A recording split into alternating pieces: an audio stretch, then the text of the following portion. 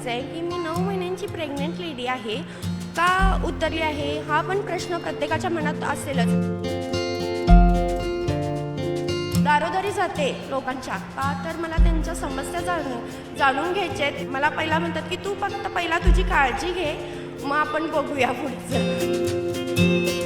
9 महिन्याची प्रेग्नंट असताना सुद्धा निवडणूक लढवण्यासाठी आहे ती कोल्हापूरची युवती सज्ज असल्याचं पाहायला मिळते. गीतांजली हवालदार असं त्यांचं नाव आहे आणि या काळात सुद्धा आहे त्या दारोदारी जाऊन आहे ते प्रचार करताना आपल्याला दिसून येतात आणि जनतेसमोर आहे ते आपलं विजन ठेवताना आपल्याला दिसून येतात. त्यांचीच प्रतिक्रिया या निमित्तानं जाणून घ्या. खरं तर प्रेग्नंट असताना सुद्धा तुम्ही निवडणुकीला सामोरे जात आहे. खरं तर बाळाची सुरक्षितता सगळ्यात महत्त्वाची आहे. मतदारांच्यासाठी तुम्ही आश्वासन घेऊन जात आहे. बाळाची तर सुरक्षितता महत्त्वाची आहे. मी डॉक्टरांच्या बरोबर कायम असते आसपास. बाळ आहे माझं व्यवस्थित. मला फक्त एक 10 वर्षांनी एक संधी मिळालेली आहे, ती सोडायची नाही. एक साहेबांचा विश्वास आहे की आम्ही सगळे म्हणजे काँग्रेस पक्षातून जे काही नगरसेवक आम्ही उभे आहेत ते आम्ही ही निवडणूक लढवूच. मला फक्त महिलांना सांगायचं आहे की मी 9 महिन्यांची प्रेग्नंट लेडी आहे. का उतरली आहे हा पण प्रश्न प्रत्येकाच्या मनात असेलच. फक्त एवढ्यासाठी उतरली आहे की आपला कोल्हापूर भाग आहे हा स्वच्छतामुक्त असू दे किंवा म्हणजे रस्ते झालेले नाही आहेत, गटारी झालेले नाहीत, हा कॉमन प्रश्न आहे. पण जे बाकीचं आहे महिलांची सुरक्षता ही महत्त्वाची आहे. त्याच्यासाठी 1500 रुपये आपले कामी येणार नाहीत. त्याच्यासाठी साहेबांचं आपल्याला नक्कीच विजन घेऊन तुम्ही उतरत आहे. मात्र प्रचाराचं नियोजन कसं करताय? प्रचाराचं नियोजन म्हणजे मी दारोदारी जाते लोकांच्या का तर मला त्यांच्या समस्या जाणून घ्यायच्या आहेत. कारण त्या मला 5 वर्षात सोडवायच्या आहेत. म्हणून चालतच जाते. ठिकठिकाणी जर आमची सभा असेल तर आम्ही दोघेजण गाडीतून असं जाऊन येतो. मोठा प्रभाग आहे साधारण आणि त्या ठिकाणी तुम्ही जात असताना अशा अवस्थेत तुम्हाला बघितल्यानंतर मतदार राजा काय म्हणते? आपलं कोल्हापूर आहे आपलं म्हटल्यानंतर त्याच्यात सगळंच आलं. कारण की गेल्याबरोबर त्यांनी मला पहिला म्हणतात की तू फक्त पहिला तुझी काळजी घे, मग आपण बघूया पुढचं.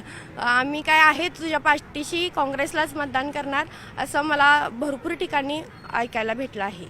त्यावेळी बाळ जन्माला येईल त्यावेळी कोल्हापूर नवं असेल हे कोल्हापूर आणि नवं विजन त्या बाळाच्या समोर असेल वाटतं का? मग हो, कारण आज ते बाळ सगळं म्हणजे बघतच आहे की जनतेला काय हवं आहे आणि काय नको आहे. आज माझे पती गेली 10 वर्ष झालं त्यांनी साहेबांच्या बरोबर आहेत.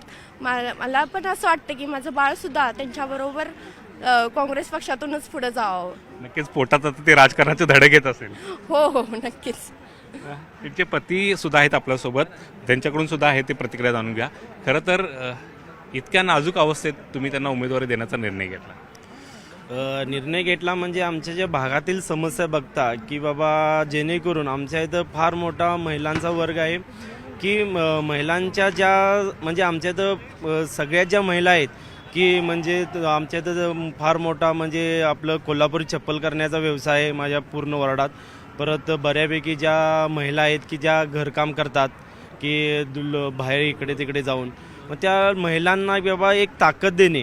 बाबा ताकद म्हणजे की काय, जेणेकरून बाबा आपल्या घरातूनच एक स्ट्रॉंग एक उमेदवार असा देणे की बाबा त्या महिलांचा प्रश्न सोडवण्यात आला पाहिजे.